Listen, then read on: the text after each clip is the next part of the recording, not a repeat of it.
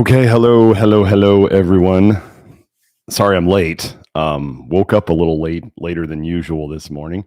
My name is Dr. Garrett Smith, also known as the nutrition detective around these parts.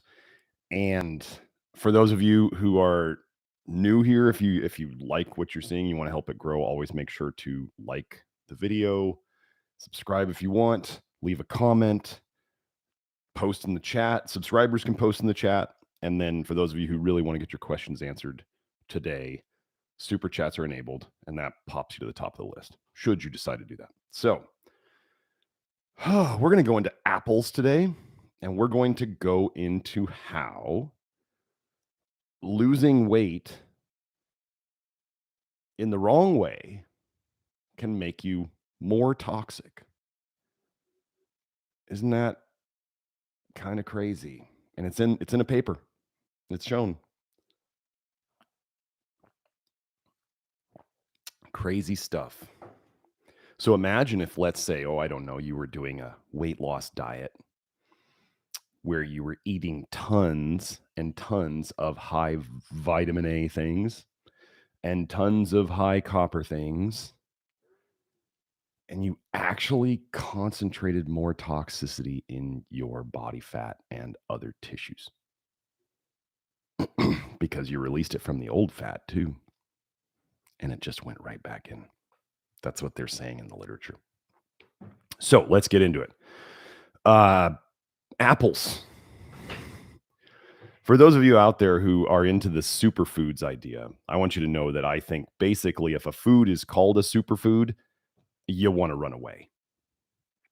Superfoods are almost always super high in vitamin A and potentially copper. They're toxic. Why do people feel something from them? Because, when you take a lot of toxins, like, let's say caffeine, street drugs, pharmaceutical drugs, they feel good in the beginning. That's what hooks people. Hey, they feel good in the beginning. They feel something. They like it. They decide they want more of it. And what happens over time? The good feeling they get goes down and the bad feelings are coming up. This is how toxins work. So we don't want to do anything with superfoods. I've stopped using the word superfoods. I think I went through the Love Your Liver network. Pretty sure I did a word search and I got rid of the word superfood everywhere because I don't want to be associated with that word at all. That word is a danger sign. But apples. For those of you who have been here a while and you understand the toxic bile theory that we operate on, one of the things that helps soak up toxic bile is soluble fiber in the diet. Soluble fiber, not insoluble. Insoluble fiber does its thing, but soluble fiber, because it gels. Those of you, if you've never experienced the gelling of soluble fiber, or you need an example, think of, like, let's say you cook oatmeal. Oats are high in soluble fiber, but you let the oatmeal, you know how it thickens up, right? Well, if you let the oatmeal sit and it kind of solidifies, like, that's an idea of like the gelling of it.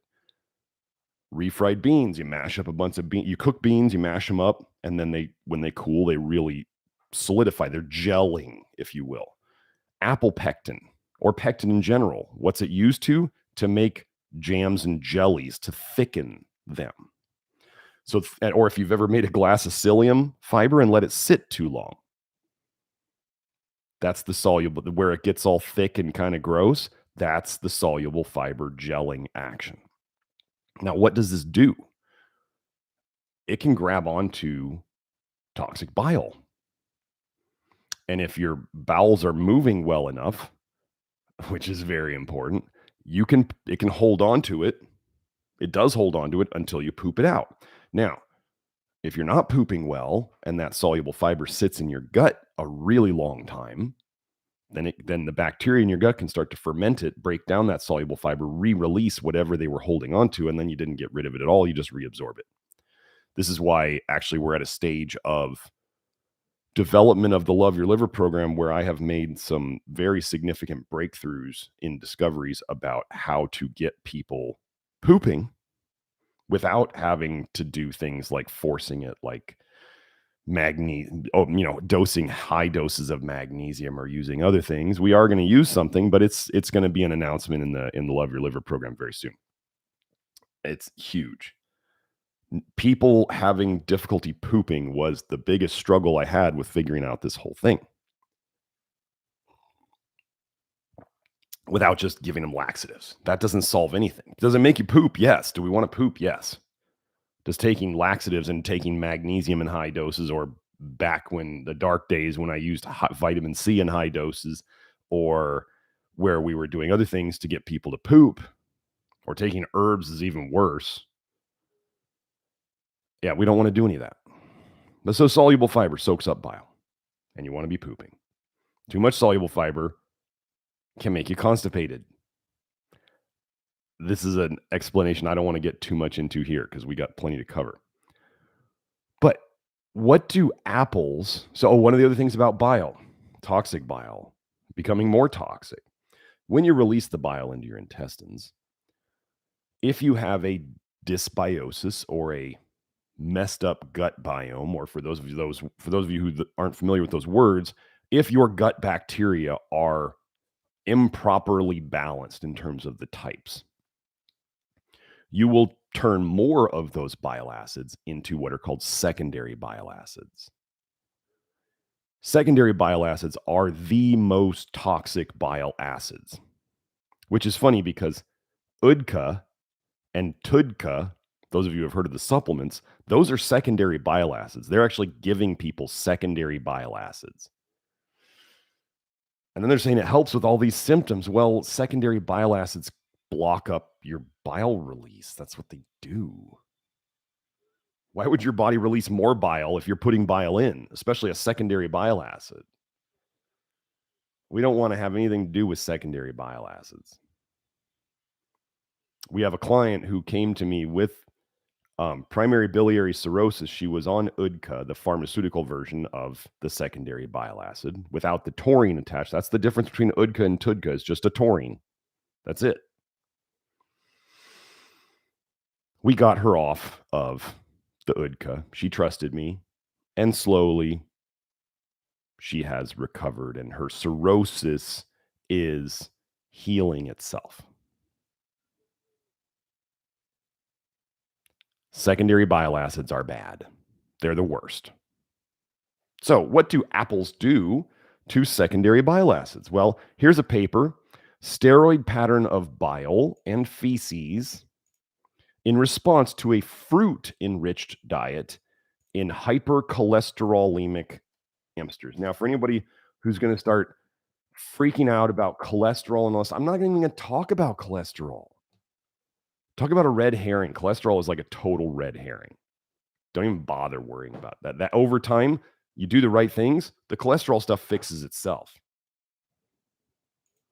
So let's get into this. First sentence, the effect of a fruit, parentheses, apple-enriched diet on bile secretion and on fecal steroid excretion. So fecal is poop, steroid, I don't know if you know this, but bile acids and bile salts are considered hormones, which would put them in the steroid category. Excretion, getting rid of them, was studied in 2 strains of hamsters.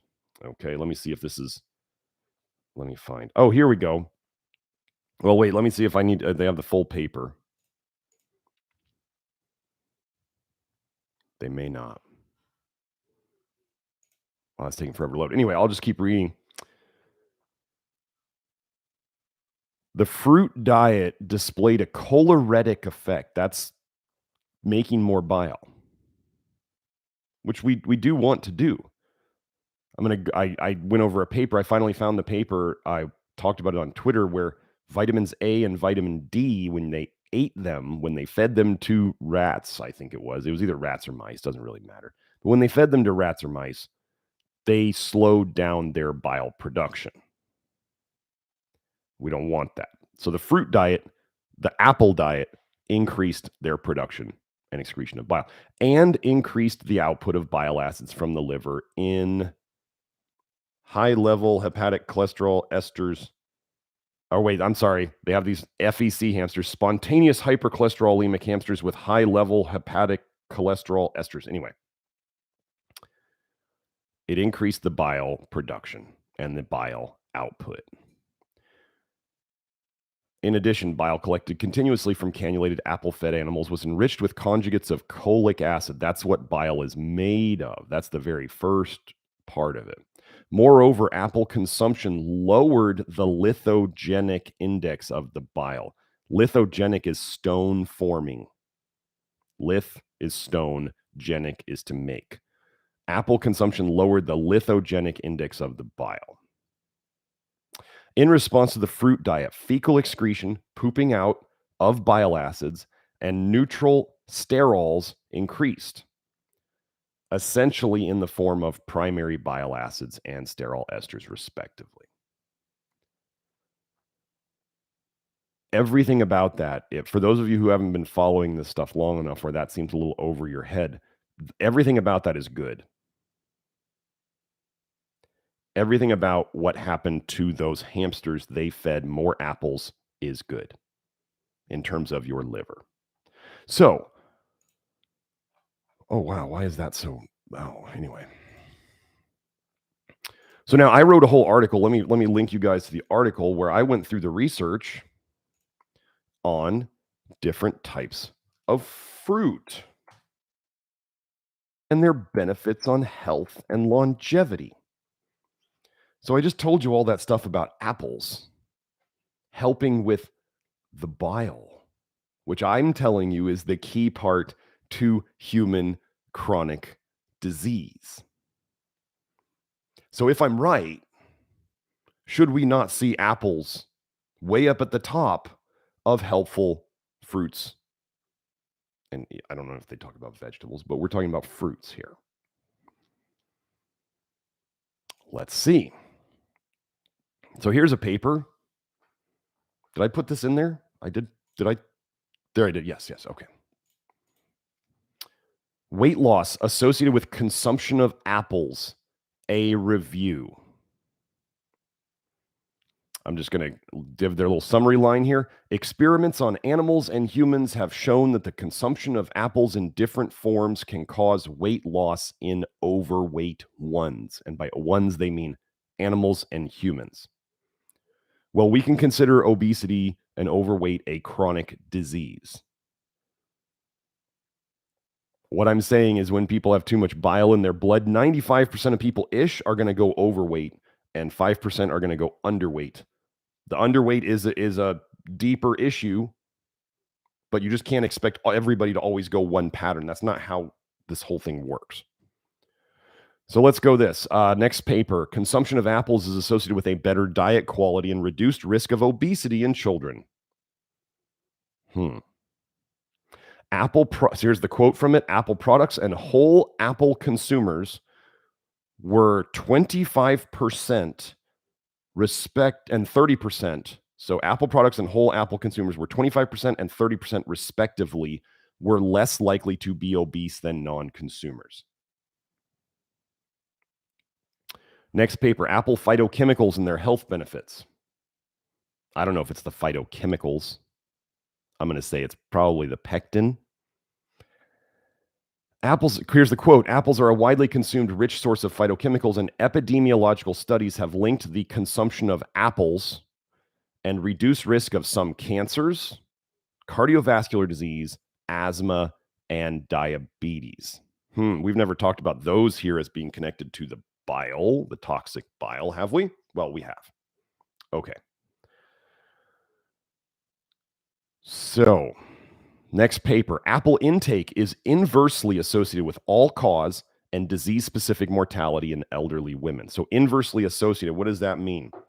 It means that they go like this. More apples, less all-cause mortality, less death from all causes, less risk of death from all causes, and less risk of specific disease death in certain diseases, okay, in elderly women. So more apples, less mortality. Okay, here's the quote. Our analysis also found that higher apple intake was associated with a lower risk for cancer mortality, death from cancer, and that higher total fruit and banana intakes were associated with lower risk of cardiovascular disease mortality, heart disease death. Our results support the view that regular apple consumption may contribute to a lower risk of mortality. Now, I'm not going to put all these links there because they're all in the link to this article on my old research forum. Wow, bananas, huh? Whoever talks about bananas? Bananas, are they high or low in vitamin A? Oh, they're really low. They're also low or very high in potassium. Two things that we really like on this program. Do bananas have a ton of soluble fiber in them? No, which is probably why apples are going to come out better than bananas in most of these papers. But if you want to think of if you're going to eat fruit, which I do, if you're going to eat fruit, apples are the best, bananas are second. Let's keep going. Here's the paper, Apple Intake and Cancer Risk, a systematic review and meta-analysis of observational studies.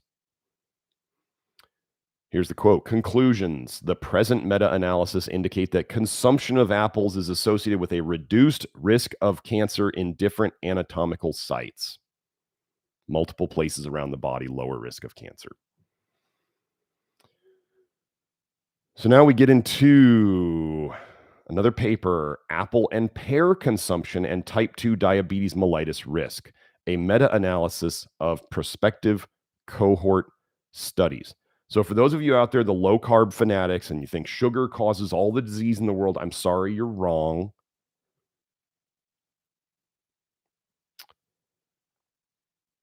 Some people can't tolerate the sugar in apples and bananas and pears at the start. Some people, carnivore experts, eat one apple and they're laid up in bed for 3 days. That's not a good sign. Quoting from the paper, the summary estimate showed that consumption of apples and pears was associated with 18% reduction in type 2 diabetes risk. Dose response analysis showed that one serving per week increment of apple and pear consumption was associated with a 3% reduction in type 2 diabetes risk. Wow. An apple a day, right? Let's keep going. Paper, acute effects of dried apple consumption on metabolic and cognitive responses in healthy individuals.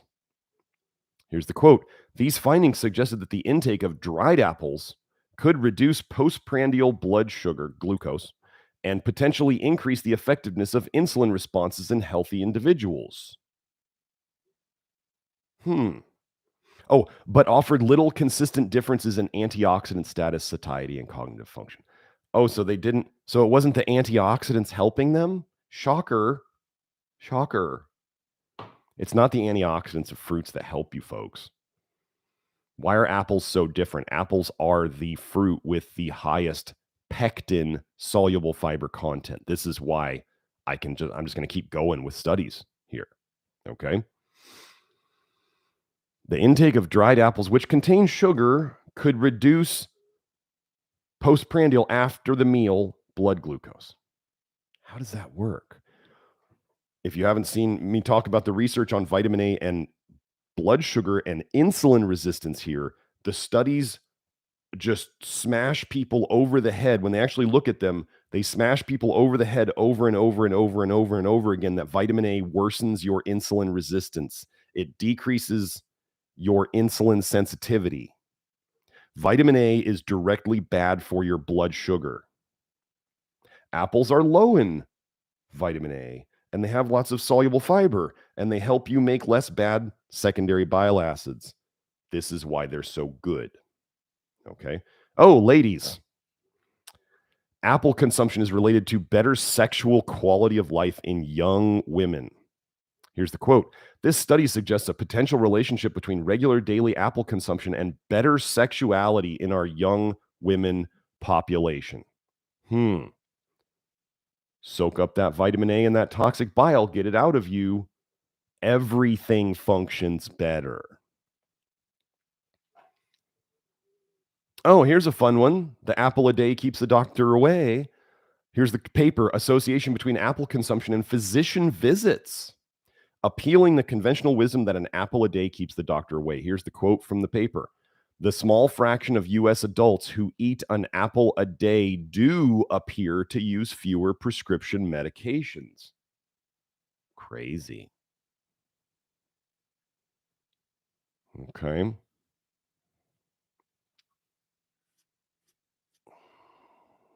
So there's that. Now, I'm not going to get too far into this, but pears, so why are apples number one? Because they're low vitamin A. They've got the highest pectin soluble fiber of any fruit. What about the skin?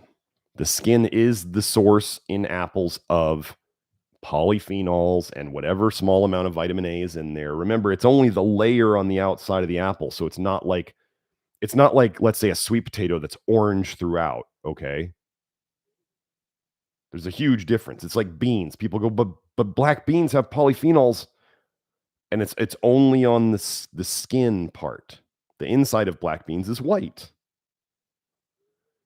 So, regarding the skin, some people will freak out about the skin. Grant Genereux, if he has an apple, I think he said he's having one apple maybe every 2 weeks. He peels it. I don't. I don't. I feel better with eating the skin. Now, this we get into this. This probably relates to dysbiosis types, fermentative versus putrefactive. Putrefactive types have a tendency towards liking more insoluble fiber. The apple skin is more insoluble fiber. Basically, I'm just going to say if you feel better, I mean, make sure you clean those apples. Make sure you clean the skin. Don't eat non-organic apple skin. Oh my goodness. When they are growing those apples, those non-organic apples, they spray the heck out of them. And then what do they do before they send them to the store? They don't wash them until they put the wax on them. So you have this apple that's got pesticides all over it. And then they spray wax on it to seal in the goodness of those pesticides and toxins. So it looks all shiny for you in the store. And then you go and eat it. Maybe you wash it. Are you probably going to get all that wax and pesticides off of the apple? Probably not. And some of it is probably soaked into the skin and you're never going to get it out. So could you peel the apples?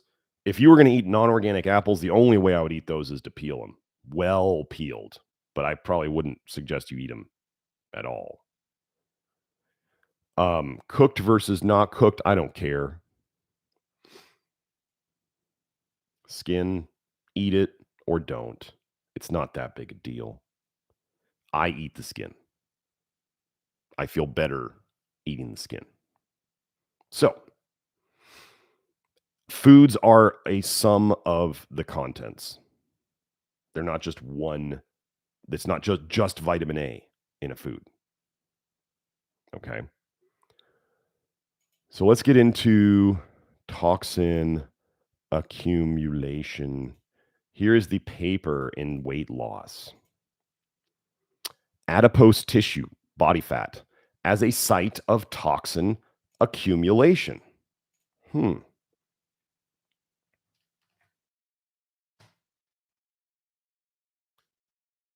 Body fat, adipose tissue as a site of toxin accumulation. Hey, there's that word accumulation again.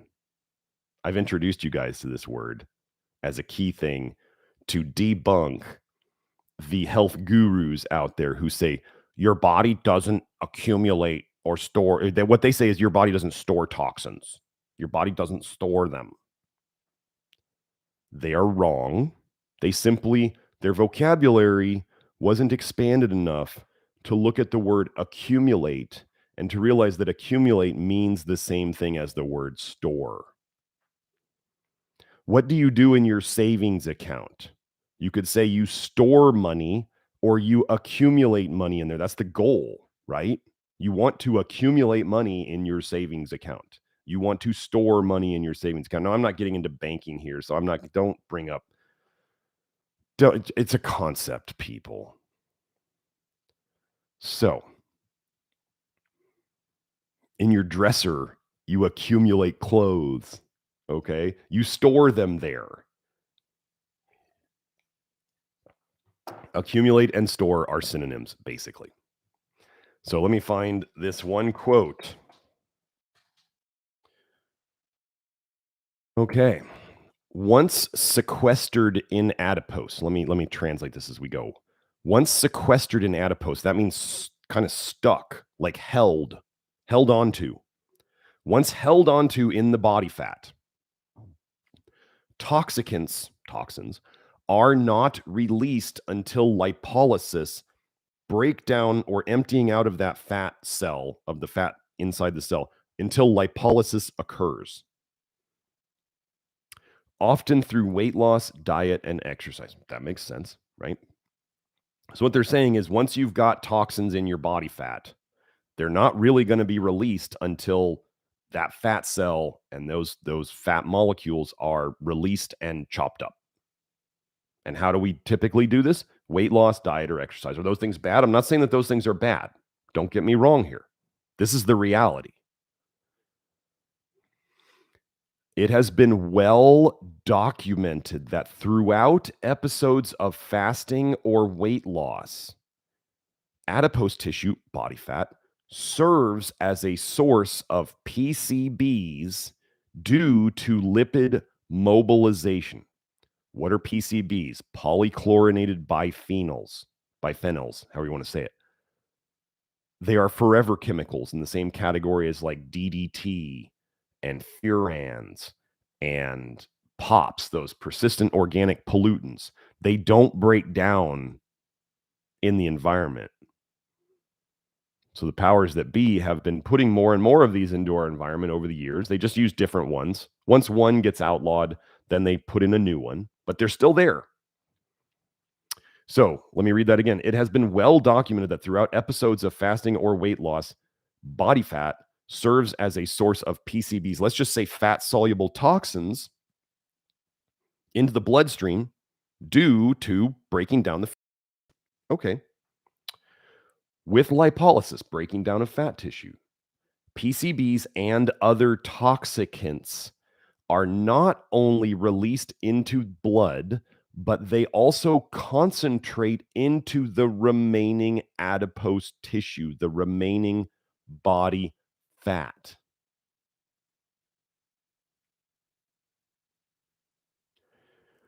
So why might some people feel so going through weight loss? Because they are self-intoxicating. They are freeing up poisons. Wait, is vitamin A fat soluble? Oh, it is. Weird. They release it from the fat. It goes into your bloodstream, which is where it causes all the havoc. I've used this saying before. Poison begets more poisons. Why is it when you go on a diet, oftentimes people go on a diet, why is it the only thing they can think of is bad for them? Because when you have poisons in your blood, you want more. It's a very strange thing that the body does. But a very simple example is just most of us have had this in the past. You start drinking alcohol, and what do you want more of? You want more of everything bad. You want more poisons. When you start putting in poisons, you want more poisons. What do people who do the Love Your Liver program start to see? As they do it right at the start, they're like, I want more poisons. Why can't I have the poisons? And then as they go, they start realizing that their cravings and the things they used to be addicted to just fade away. They don't want them anymore. So it's a positive cycle. As you start taking more and more poisons out, you start wanting less and less poisons. But the negative cycle is also true. So how many people have shot themselves in the foot by poisoning themselves and they want more poisons? What do you have people who are eating liver poison want more of? Well, let's eat more eggs, more egg yolks, more raw dairy, more brightly colored tropical fruit. They want more poison. You know that Liver King drinks like straight Everclear, right?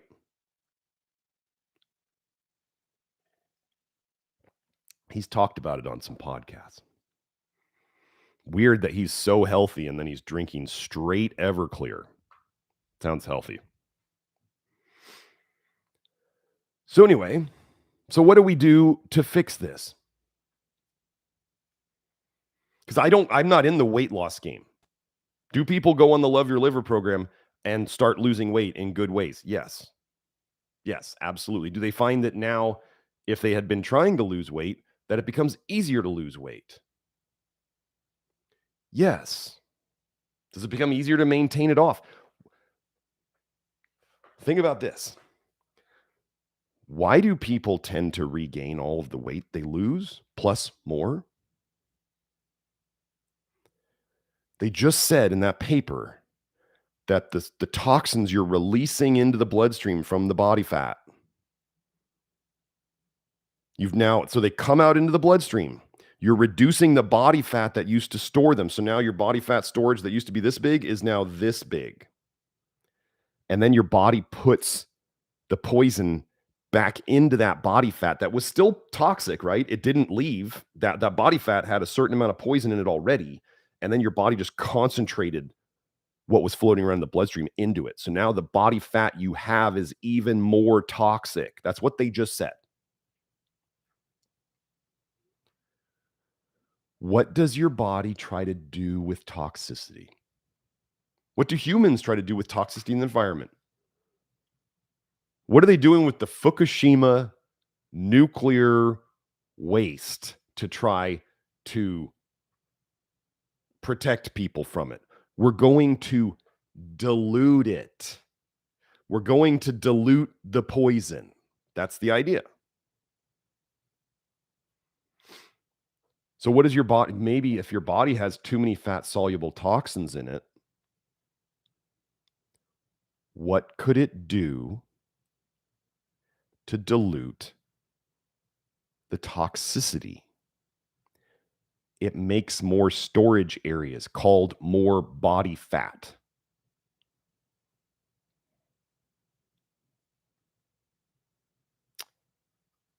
Overweight, obesity is number one, a state of toxicity.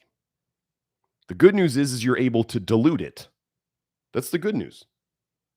You're able to dilute it. What I mean by that is underweight people can't dilute it. So it stays in their bloodstream. Underweight people are not good at making storage for poisons. So they tend to have more of it floating around in their blood. So they get more symptoms mentally, cardiovascularly. They get a lot more symptoms, underweight people do, because they can't store it. So being able to store it is a blessing in a way. That's what most of us are good at. 95% of us, in my estimate. 5% aren't good at it. As they get more toxic, they have even more trouble holding on to weight. So, what do we do on the program, the Love Your Liver program, that would help to short circuit this process of restoring the chemicals in the body fat? Well, first of all, we don't run into it with weight loss as a goal. We go into this with health as a goal, and then body weight is a secondary outcome of that.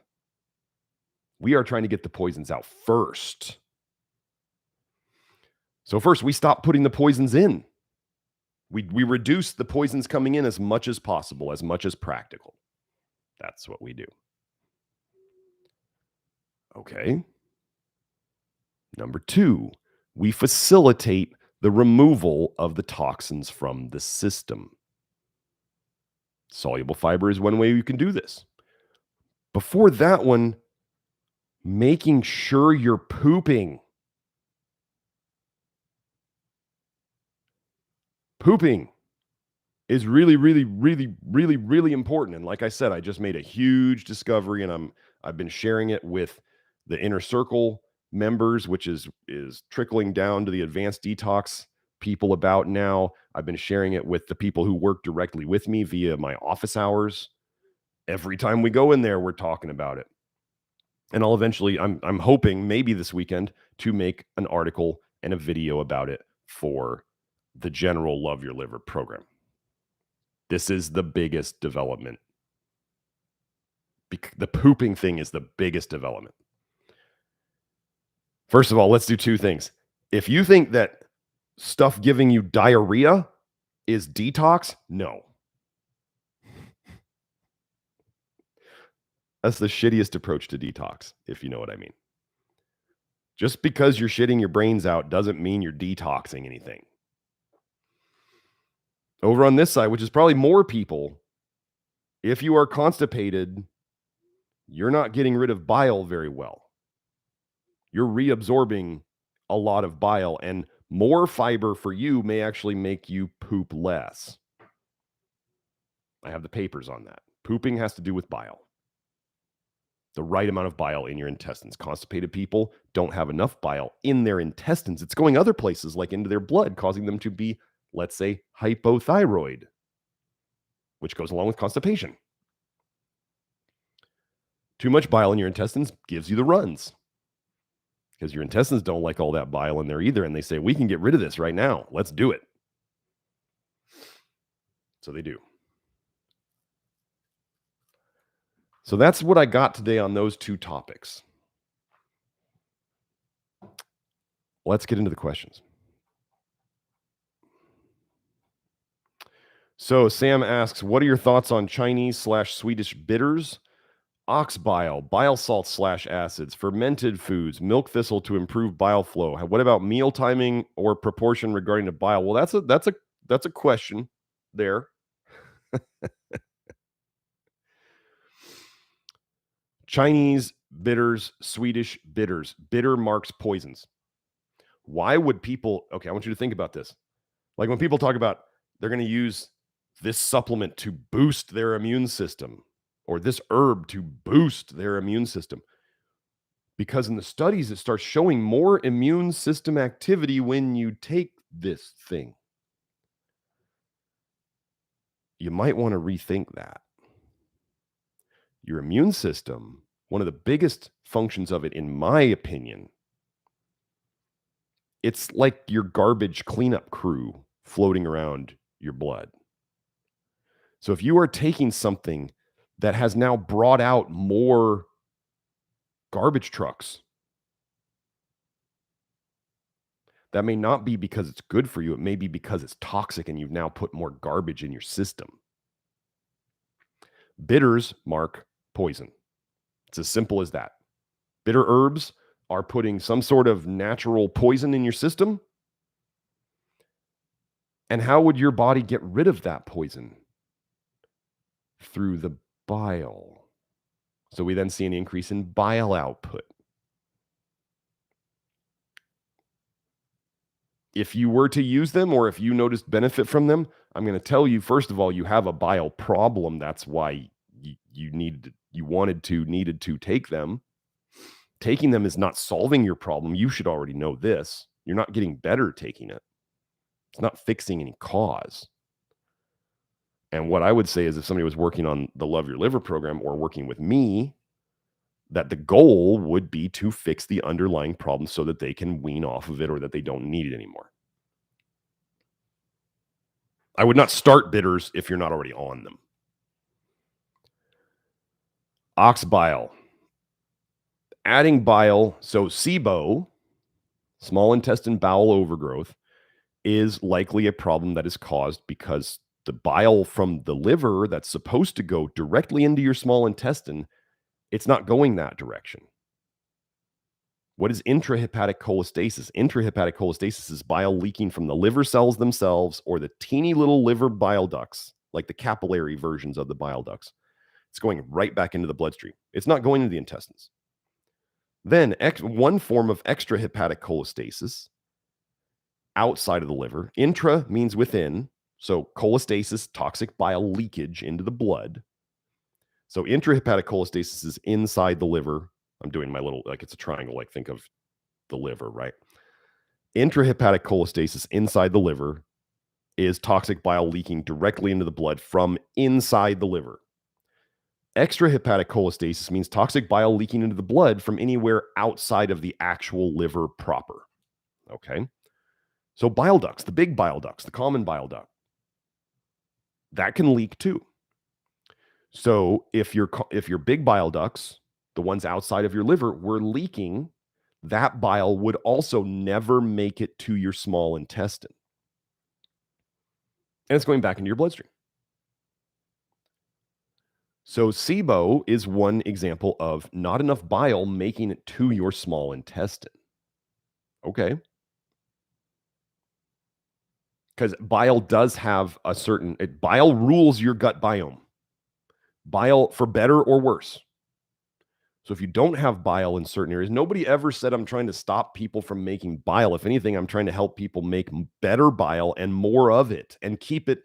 What we're trying to do, 3 things: better bile, more of it, have it stay where it's supposed to go. Like I was just talking about, not leaking into the bloodstream. That is cholestasis.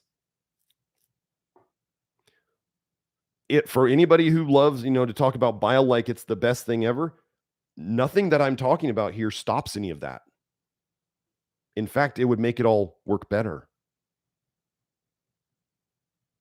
But you want to make that bile, excrete that bile, keep it where it's supposed to go, and crap it out. If all of that is happening, you don't have to worry about the bile at all. You also wouldn't be sick. If you're sick, some of that stuff is not happening. So adding ox bile, let's say, to somebody who does not get enough bile into their small intestine could help them. You're putting bile there. Is it solving the problem? Are you going to reabsorb that ox bile through your gut, send it right back up to the liver, and now you're giving your liver even more bile to deal with? Your liver has to deal with the bile too. So putting it in there, it's a Band-Aid, it's a crutch. People misinterpret me saying Band-Aid or crutch all the time, and they think, Dr. Smith said it's a Band-Aid or a crutch. You shouldn't do it. I didn't say that. People use Band-Aids, crutches all the time. I mean, should we be able to walk outside in bare feet? Yeah. Do we wear shoes? Yeah. So are shoes kind of a Band-Aid or a crutch so that we can have these tender feet? Yeah. I mean, tell people to not wear shoes? No, but it'd probably be a good idea to toughen up your feet a bit at some point. What happens when all the trade with China shuts down and you don't get to have your shoes anymore? I don't know. Just a thought. Fermented foods. I'm not going to go into that too much, but I do not think the assumption that fermented foods are healthy, I don't go along with it. The idea that nature made us foods and we have to put them in very unnatural, airtight, sealed containers to allow them to controlled decompose.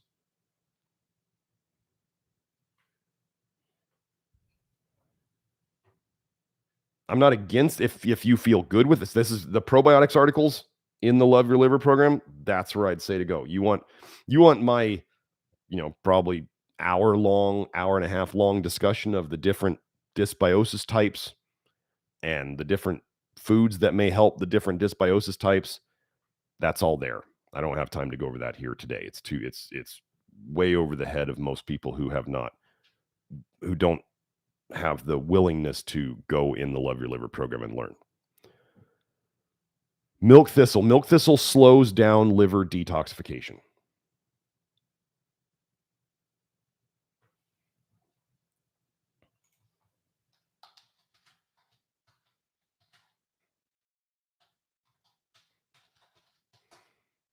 Let me find it.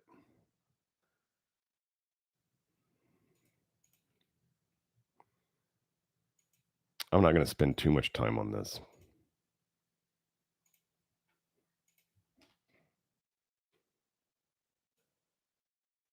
Effects of milk thistle, Silybum marianum, on human cytochrome P450 activity, which is part of your liver's detox system. Okay. In vitro studies have suggested that some milk thistle components may significantly inhibit specific cytochrome P450 enzymes.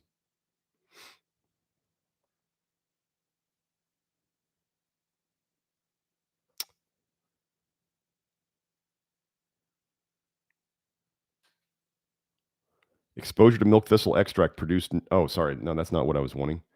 So there's multiple studies already that said milk thistle slows this down. Milk thistle is a band-aid or crutch. Might help for a little bit. Seem to help for a little bit. Here's the deal. If you have to take stuff to make your liver do something to make it get better, that's going to have a duration paradox effect. The duration paradox effect is things that look good short term or in cell studies. Over the long term and in full bodies, they make things worse. Vitamin A is the great example of this.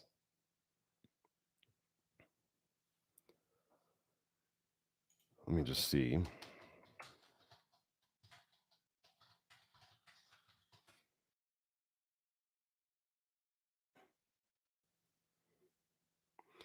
The thing you want to think about is milk thistle is not giving you any essential nutrients. So whatever it's doing is a drug-like effect on your liver. Okay?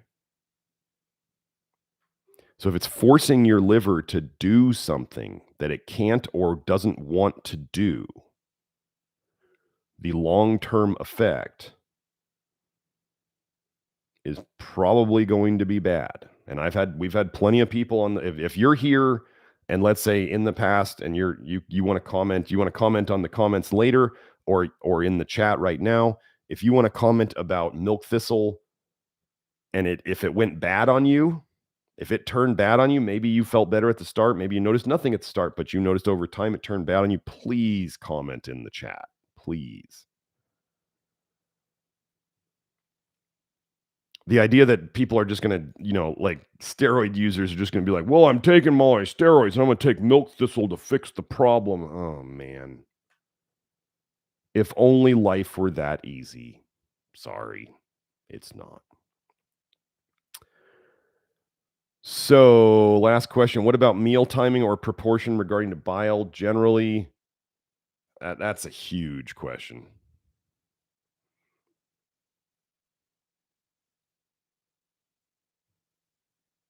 That's something that I haven't even thought about. Generally, if people are having real bile problems, the more they spread out their soluble fiber, general people with big bile problems, the more they spread out things through the day, smaller doses, higher frequency, generally the better they do.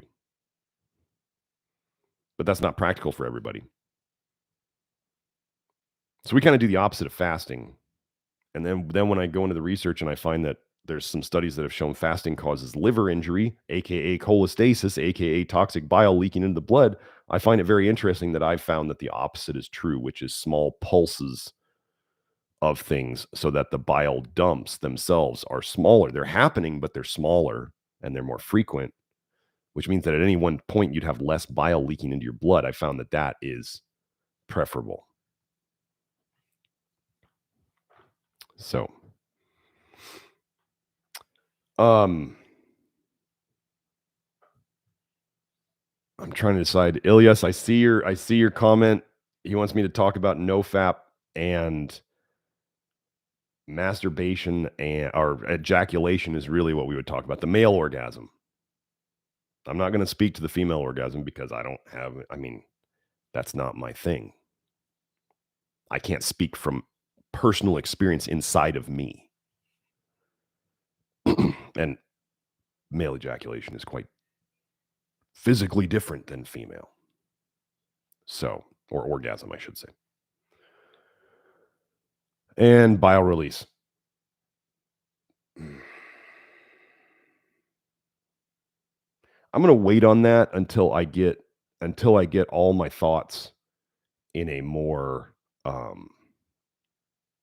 coherent organization on that, because I haven't dug into the research as much as I want. But basically, here's what I'm going to tell you, men.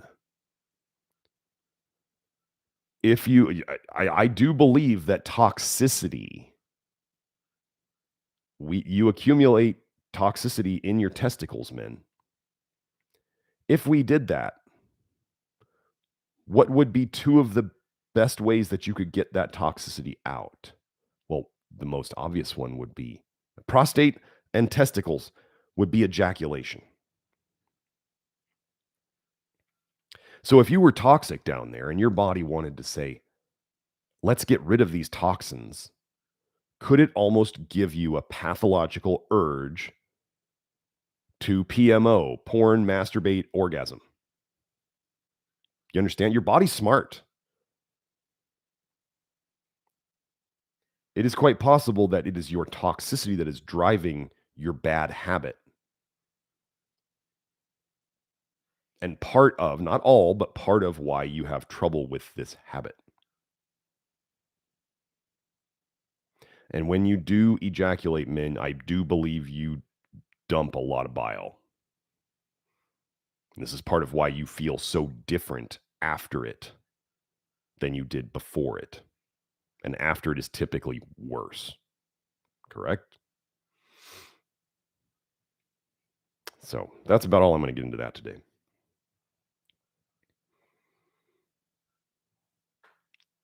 Sam asks, I've been eating white rice, beans, and beef/chicken. I'm worried that my diet is too narrow and that eating loads of white rice can cause insulin resistance or other problems. Diversify or change fiber intake. The vitamin A world loves white rice. I'm not a huge fan. I'm not against it, but I'm not a huge fan. It brings very little to the table other than just straight carbohydrate. It doesn't bring soluble fiber.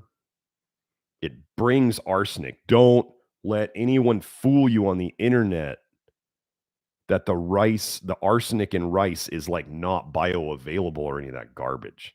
I see it on hair tests every day. It doesn't show up on a hair test unless it's bioavailable, which means it's absorbed into your system, and then it comes out through your hair, okay? People out on the internet just make up horse shit all the time. Like, you can go and find it in the research. Yeah, the arsenic you eat in rice will raise your body's arsenic. And no, white rice is not safe from arsenic just because they took the rice germ or whatever it is, the outer part, the brown part off. I had a gentleman, real world experience, not internet BS. He was eating a lot of brown rice. And he took, I don't know if he ate the brown rice for a month or if he'd just been eating it. And he took a blood test for arsenic at the end of that period. And it was a certain number. He took a month off, a washout period, if you will. And then he ate white rice for a month. Lundberg rice was what he told me he used. Organic. And at the end of the month of the white rice, his blood arsenic was higher than it was with the brown rice, significantly higher.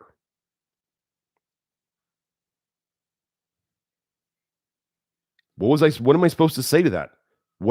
Are people going to tell me, well, that's a lie? No, and the guy did this scientific experiment for his benefit, and I'm telling you about it for your benefit. I don't like rice as a staple food. It is full of arsenic. The smell of rice is actually based on aldehydes. You can look it up. They rank rice based on the what do they call it? Not the odor, the aroma, which they've stated comes from aldehydes. I'm not a huge fan of rice. Other people do it. There was one of the gentlemen on Grant Generou's forum over at ggenerou.blog, who is another person who has gotten his vitamin A level down to, I think below lab detection limits. So basically undetectable serum retinol. He fixed his type 1 diabetes, he claims. I haven't met this man. He believes he was doing a beef and white rice diet. And he believes he caused himself some problems along the way. He got rid of a chronic autoimmune disease. So obviously good things happened. But he believes he caused himself problems along the way. I don't know where he's at with it now because I haven't checked in on that thread, but he thinks it's either arsenic toxicity, which he suspects, or potentially B1 deficiency, which is something you can get from too much white rice.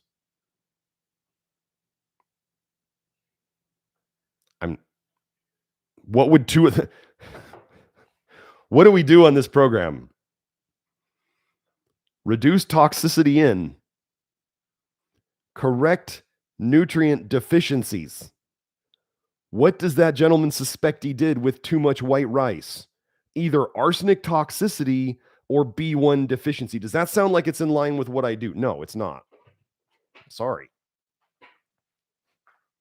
People are going to eat white rice. It's fine. If you're going to eat white rice, you better sure as heck do some of the. I go over prep methods in the Love Your Liver program about rice and arsenic. You can soak the rice. You can put charcoal in the soaking water. You can cook the rice in an excess amount of water like you would pasta and then drain the water. Also, you can parboil the rice. You can cook the rice in a couple different rounds of water. The whole idea is that the arsenic comes off of the rice into the water. But if you cook away all the water, it disappears. And where does that arsenic then just go? It's right on the outside of the rice now. Came out of the rice, and now you just put a coating of arsenic right back on the rice. That's the way it works. I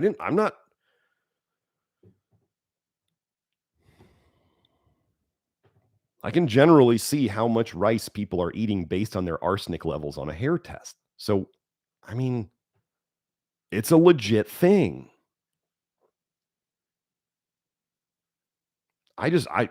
I know Grant's been doing it like 2-3 times a day for 8 years. Okay. Maybe it's a problem for some people. Maybe it's not a problem for others. Who knows? You get the different brands of rice. You get the different cooking methods. You get zinc deficiency. Do you know you need zinc to detox arsenic? So there's all sorts of factors here. I just personally would say I think rice is problematic. I would try to move away from it as much as possible.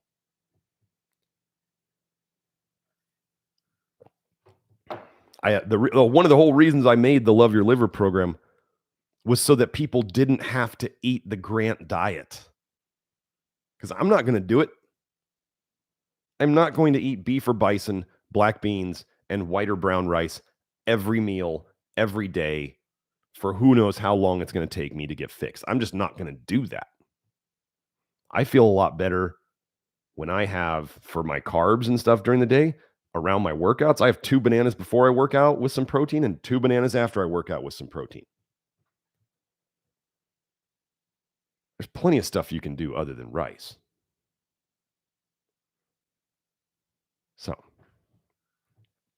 are we worried about, no, like the people who are fixing problems? There was another kid who on Grant's forum, the father came and said that the kid went on the beef and rice diet and the kid got rid of his type 1 diabetes too. Those are over there posted. The idea that we need gigantic, I mean, there's carnivores out there, all muscle meat carnivores, who are not seeming to show up with exploding nutrient deficiency problems, which would seem to me to explain that enough beef in the diet and you've covered your nutrition stuff pretty well. It doesn't mean you're going to correct deficiencies that have been around a long time. It means that you've covered your current nutritional needs pretty well. But then again, rice is a pretty empty food. White rice is about as empty a food as you can get, close to, white sugar, without it being a totally processed food. It's pretty empty. So people are going to come out of here and go, Doug Smith said don't eat white rice. I'm saying it's not a high on my priority list. If rice disappeared tomorrow, other than the people who are so sick that that's one of the few foods they tolerate because it's so empty of everything, I could care less if rice disappeared tomorrow, other than for those people who that's one of the only foods they tolerate. That's how little I care about rice. Okay. Jill asks, how do the love your liver principles affect MCAS and histamine issues? MCAS is mast cell activation syndrome and histamine issues. I have here, let me see if I have something. We have people with histamine issues as they get better from these things. Let me see.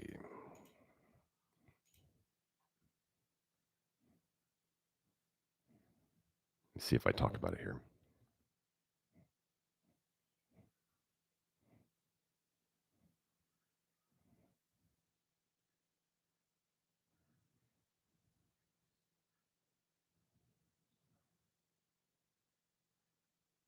Well, I have on here, I have a post here on eosinophilic esophagitis, which is obviously related to allergy type stuff. We can go into,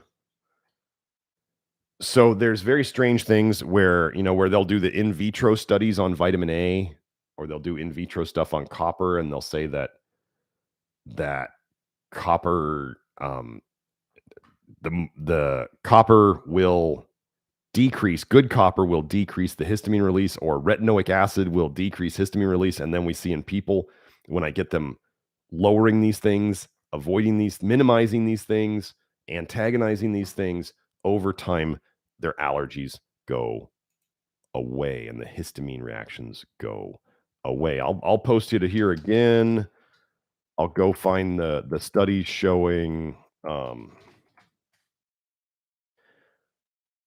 asthma and allergy in children are absolutely related to how much vitamin A they get as kids.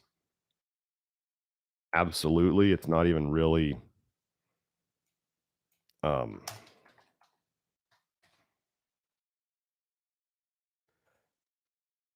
here we have another one.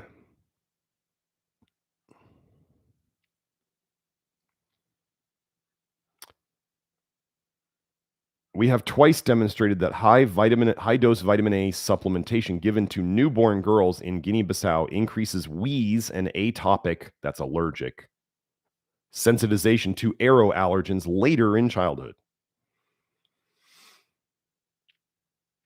Neonatal vitamin A supplementation was associated with increased atopy, that's allergic type reactions.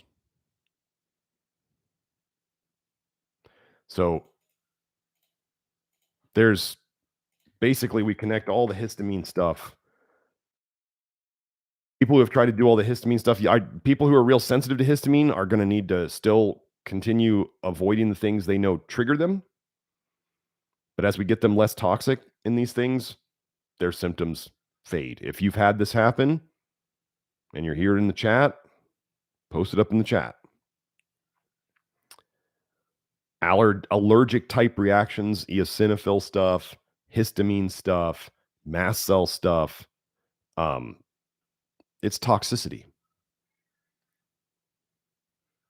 So that's how it relates.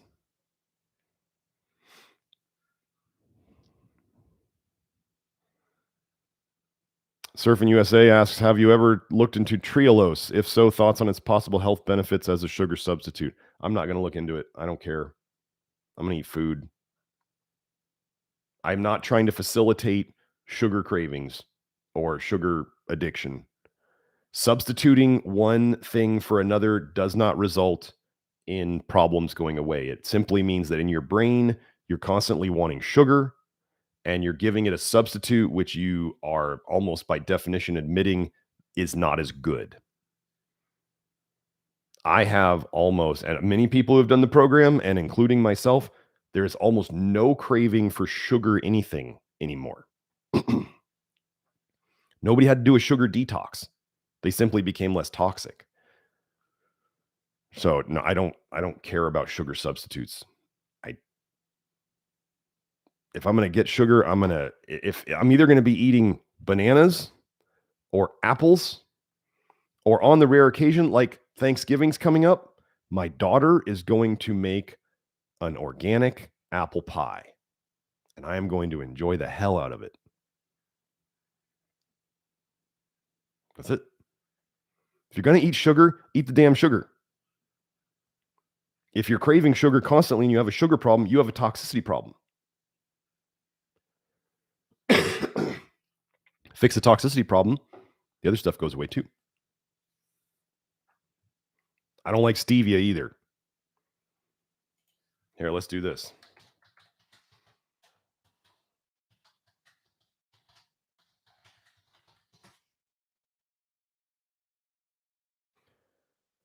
I'm just going to leave this right here. So I believe that they want us all sick and barren, as in infertile, and dead. So I'm just going to post this little paper here. So stevia came up. So we know sugar is not good for anything, right? It's not good for you. Can you use it? Can you tolerate it? Does your brain constantly run on it? You keto folks, yeah, your brain runs out of glucose, you're dead. Your brain runs out of ketones, crickets, nothing. If we were designed to run on ketones, we'd run on them all the time. What you're designed to run on, glucose, if you run out of it, you're dead. Gosh, seems to me like the body knows its priorities. Your body will turn fat and protein into glucose for your brain to run on. Gosh, it seems really, really important. Anyway, there's a little paper. Contraceptive properties of Stevia rebaudiana.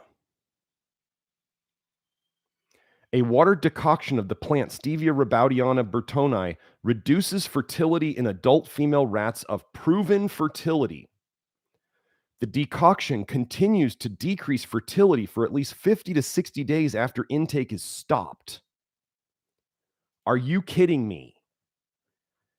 But I need to sweeten my coffee.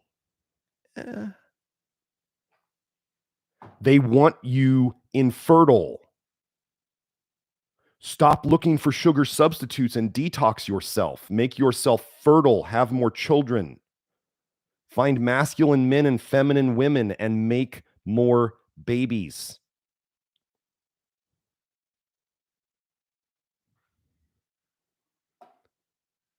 Don't consume their poisons. How's that? Bojack asks, don't apples slow down ALDH detox pathways? I'm just going to give a generalization here. I don't have a reference on this one. Things that, so you remember how I went over in that study about how apples increased bile production and release? Generally, this is something, somebody's gonna be like, can you show me a reference on this one? No, this is a pattern that I have seen in the literature because I've seen studies for both things. Things that tend to increase bile production tend to also increase ALDH activity overall. Or you could say they slow it down less,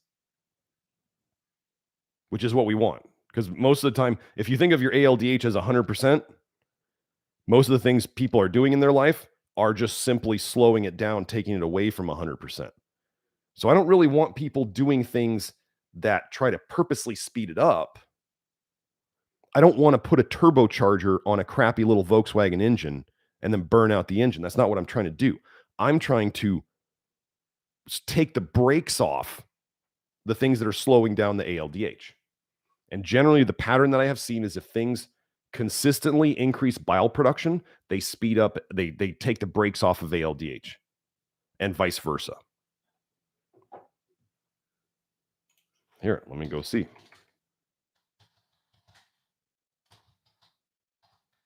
And then sometimes we just have to look at all that research on apples being so good.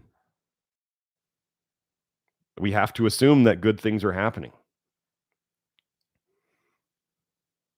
Is there fructose in apples? Yes. Like I said, foods are they're real foods. They're not all black and white. You don't get black and white.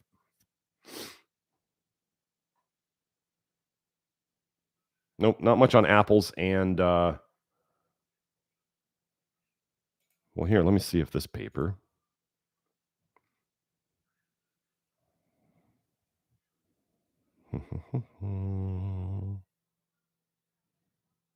No. Okay.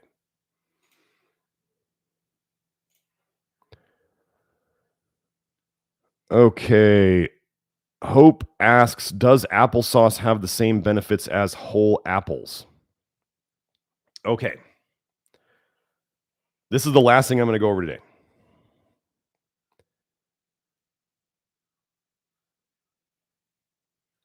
Applesauce. So I'm going to talk about, there's a very giant distinction here. Canned applesauce I'm talking about canned applesauce that has been stored in a jar, an airtight jar, like the ones you see at the store that they can put on the shelf stable applesauce that has been pasteurized, sealed up, airtight, that stuff. And then there's fresh applesauce that has not been canned. Because once you get into canning it, you get into this other applesauce. Okay. So I'm just going to, if you make fresh applesauce and then you can it, you're talking about canned applesauce. I'm not going to distinguish between the two. There's canned applesauce and there's fresh applesauce, which would mean you're making it without sealing it in an airtight container and then heating it like canning and all that stuff. I'm talking about, it would go bad in your fridge if you left it in there long enough, is what I'm talking about. Stuff that would go bad, not zombie applesauce. Okay. The problem with zombie applesauce, canned, is that when you heat pectin and put it into an airtight container, these are the key things. You're really heating up that pectin and you're putting it in an airtight container, aseptic, airtight container. The pectin starts breaking down. One of the things it turns into is formaldehyde. Some of you out there may be able to validate this, whereas you may feel amazing eating fresh applesauce or fresh apples, but maybe you've noticed when you eat canned applesauce, there's this weird feeling you just don't feel right. It's like it tastes all right, but there's something about it. Your body is like, maybe you even get an upset stomach. That's the formaldehyde talking to you. It's saying, here's formaldehyde. You can smell it. You can taste it. You don't recognize it, but you can smell it. You can taste it. And your body's going, this is not good. You know how many times in my life I've tried to eat applesauce, canned applesauce? I always think it's going to be so good for me. It's just, and I just can't. Something in me says, don't eat this. Same thing happens with pears. Pears also tend to be quite high in formaldehyde. Same thing with overly ripe bananas. The browning bananas. If you've ever eaten a banana that's gone a little too brown and you get that kind of not so good feeling in your stomach, that like little bit of nausea, you're like, why did I eat that? And you want to know why people make banana bread with those bananas?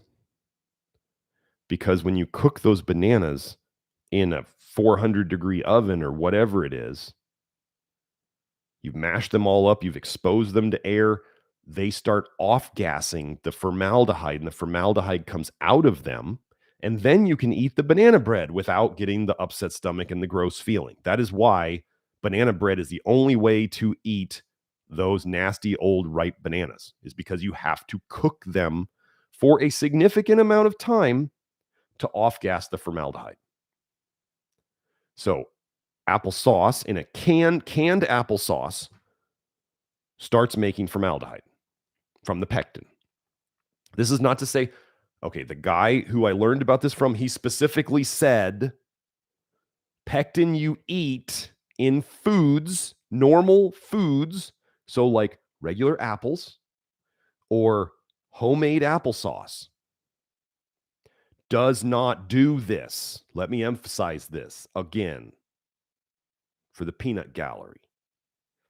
Pectin in foods like apples or grapes or in fresh products made from those that are not put into an airtight container and cooked, like jarred things. So if somebody says, well, then would jelly and jams that you buy at the store, would those be making formaldehyde because they are in an airtight jar and they have been pasteurized and cooked to become aseptic? Yes. Those would be making formaldehyde. Yes. That's I forget the guy's name. If somebody remembers the guy's name, the formaldehyde, the methanol and formaldehyde expert, I talk about it in the Love Your Liver program. I forget his name. But he specifically says that pectin doesn't just you eating pectin doesn't turn into formaldehyde. It has to be the airtight container, heated inside the airtight container. That's how it works. Okay. So fresh applesauce, great. It's going to do all the same benefits of apples. Canned applesauce, it's going to increase the formaldehyde. May or may not be. For me, it's not, the juice is not worth the squeeze, if you know what I mean, of eating canned applesauce. I don't touch the stuff anymore. I don't feel good on it, so I just don't eat it. I'm pretty sensitive to these things. Everybody else might be like, well, I eat canned applesauce just fine. What are you, a wussy? No, I notice how I feel. Don't be mad at sensitive people, because we're the ones who can figure out the problems. That the sledgehammer people, I call them sledgehammer people because it takes a sledgehammer to hit them for them to notice anything. These are the people who go along in life and all of a sudden they just die of a heart attack, and you go, well, they never said they had any problems. Well, that's what happens when you don't feel anything. You don't notice what's good or bad for you. So don't ever be mad at the sensitive people in your life trying to tell you that doesn't work and that doesn't work. And then I go into the research and I go, that's why that doesn't work. And that's why that doesn't work. And then you have the people who go, well, I never noticed a damn thing. And you go, well, that's going to be too bad for you when it kicks you in the ass and you never knew it was coming. Like, how many people do you know who, like, they seem healthy and then they croak? They seem so healthy and now they've got a fist-sized cancer diagnosed in them. Or like the high school wrestling coach where I went to school, 50 something, looked really fit, whatever. He's out jogging around the local park and he just croaks of a heart attack. Don't be mad at the sensitive people. You should be thankful for the sensitive people. I'm thankful for the sensitive people. They teach me things about what is working and what is not faster than anybody else. They're better testers. It's not great that they react to so many things so strongly. That sucks. But at least they know. In school, the environmental medicine professor, he used to call the sensitive people the canaries in the coal mine. If you know that, they brought the canaries down into the mines to, if there was too much, was it methane in the air? I think it was methane. The canary would die. And then the workers could tolerate more. So then they go, oh crap, canary's dead. Let's get the hell out of here. Well, they're doing the same thing for us. Just because people are good at observing and maybe their sensitivity meter is turned up doesn't make it a bad thing. Unless you sensitive people, you're constantly taking in so-called healthy foods, like, oh, I don't know, high vitamin A foods that you're told are healthy and you seem to feel okay on, but are slowly poisoning you and then making all of your other stuff worse. That's where the problem arises. So let me just make sure. I think we're all done. I'm just going to check. So for those of you, again, if you're here, thank you for all the chats. If you see this later, leave a comment below. If you would, like and subscribe to the channel and all that stuff. And then if you want to find more from me, first of all, oh my gosh, I just did the carrots or BS thread over on Twitter. That's been a lot of fun, going through all the nonsense about carrots. Do you know that studies on carrots in women showed that the more carotenoid intake that women had, the more vitamin A intake the women had, and specifically the more carrots they ate, the worse their night vision. Isn't that totally the opposite of what you've been told? Here, I'll put that Twitter thread. Let me go find that Twitter thread just so you guys can. So if you haven't followed me on Twitter, probably a good idea if you enjoy my stuff. Let me go find it.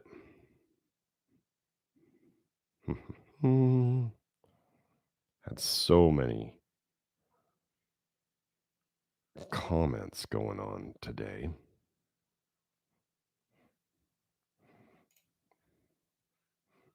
Here we go. Here's the thread. The carrots, forever to be known as the carrots are BS thread.